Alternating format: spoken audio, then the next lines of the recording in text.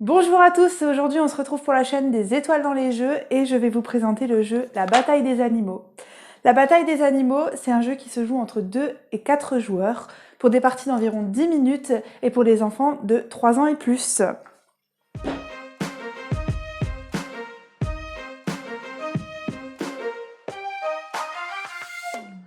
Concernant le jeu de la bataille des animaux, déjà je vais vous montrer les cartes. Donc c'est vraiment sur le principe d'une bataille, d'un jeu de bataille classique.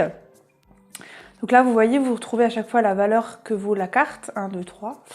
Alors ce qui est vraiment bien pour les enfants, c'est qu'à chaque fois il y a un petit trait. Donc si on pose deux cartes l'une à côté de l'autre, en fait on voit qui est la plus élevée. Ça permet aux enfants qui ne savent pas compter de pouvoir jouer en autonomie malgré tout.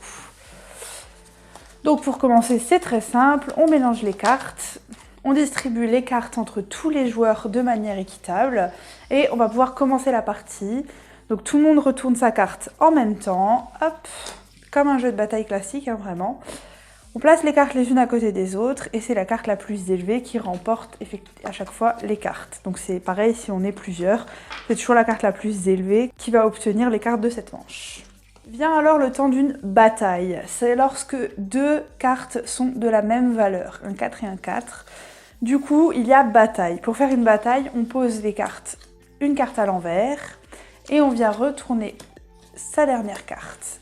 Celui qui a la valeur la plus élevée récupère les deux tas et les place en dessous du sien. S'il y a à nouveau les mêmes cartes, on continue, on refait une bataille par-dessus. Hop. Le jeu se continue jusqu'à ce que quelqu'un ait récupéré toutes les cartes. Celui qui a tout récupéré est le gagnant. Et c'est la fin de la partie. Pour ce qui est de mon commentaire personnel, alors ça n'a pas été forcément le coup de cœur pour ce jeu. Je trouve qu'il n'est pas très original par rapport à une bataille classique. Après, il permet quand même à des enfants d'y jouer.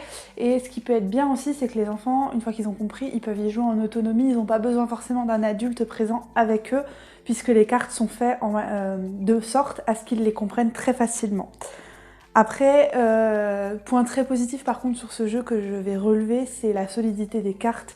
Elles sont plastifiées, assez épaisses, et du coup c'est très bien puisque c'est des enfants qui vont les avoir en main. Voilà. Du coup j'accorderai la note de 3 étoiles sur 5 à ce jeu. Encore une fois, je le précise, mais c'est toujours un avis personnel. On se retrouve bientôt pour de nouvelles vidéos sur la chaîne. N'hésitez surtout pas à vous abonner pour ne pas louper le contenu que je publierai prochainement. Et je vous dis à bientôt et plein de partage avec vos jeux.